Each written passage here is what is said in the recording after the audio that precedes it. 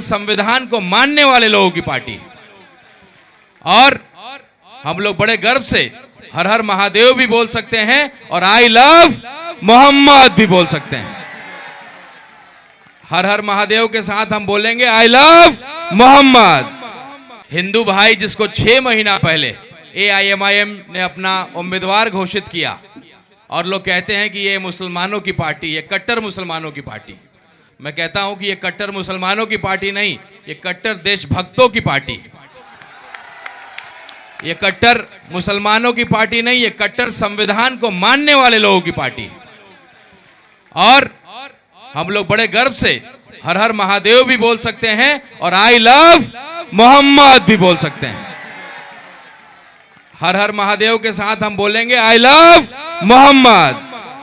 ये इस पार्टी की ताकत है, ये इस पार्टी की खूबसूरती है। आपका ये हिंदू भाई आपको आजान करने आया है कि लोकतंत्र का सबसे बड़ा त्योहार, सबसे बड़ा नमाज पढ़ने का वक्त आ गया है। ये मैं देख पा रहा हूं। मेरा नाम राणा रंजीत है, ये आप जानते हैं। मैं लोकसभा का भी चुनाव इस पार्टी से लड़ा। उससे पहले मेरे वालिद साहब 20 साल मंत्री रहे RJD सरकार में और सांसद भी रहे, लेकिन मैंने पहली पार्टी AIMIM को चुना और कयामत की रात तक इसी पार्टी में रहूंगा। जब एक हिंदू का बेटा इसको देख सकता है कि क्या इस पार्टी की ताकत है, इस पार्टी का भविष्य क्या है।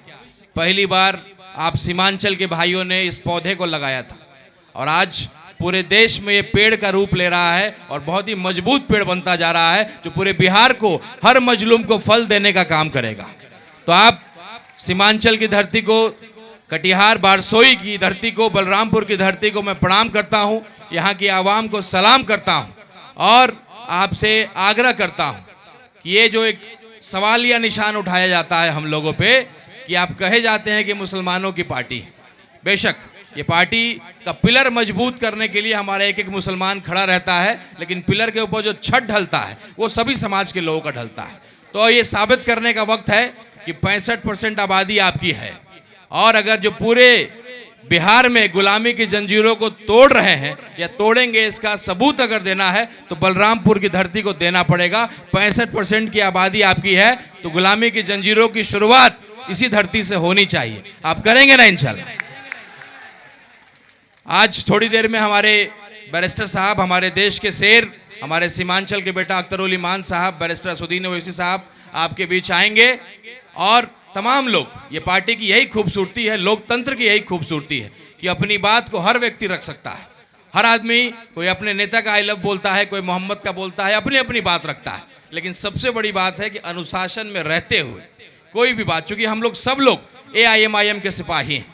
AIMIM अगर कह दे कि भाई हमको पानी पिलाना है कार्यकर्ताओं को, हमारे प्रदेश अध्यक्ष अक्सर कहते हैं कि भाई मैं भले 4 बार का विधायक हूं, लेकिन बैरिस्टर साहब अगर कह दे कि तुम्हारी जिम्मेदारी है कि सभी जूतों को व्यवस्थित करना है, टिकट और चुनाव तुमको नहीं लड़ना है, तो वो उनको कबूल होगा। तो ये हमारे आदर्श, हमारे प्रदेश अध्यक्ष की बात है। तो अपनी बातों को बेशक आप रखें, लेकिन अनुशासन में रहते हुए अपनी बात को रखेंगे तो बढ़िया तरीके से आपकी बात को सुनने वाला सुनेगा और आपकी तारीफ भी करेगा। और एक छोटे से शेर के साथ अपनी बात को ख़त्म करता हूँ। मुझे पूरा यकीन है बलरामपुर की एक क्रांतिकारी धरती एक ऐतिहासिक जवाब देगी। ये धरती के बारे में एक दाग और लगा हुआ है। जब हम लोग गूगल पे सर्च करते हैं तो नज़र आता है, जब बारसोई की बात करते हैं तो जो 2 लोग शहीद हुए थे, बिजली का जो हड़ताल आप लोगों ने किया था, तो यही सबसे ऊपर दिखता है।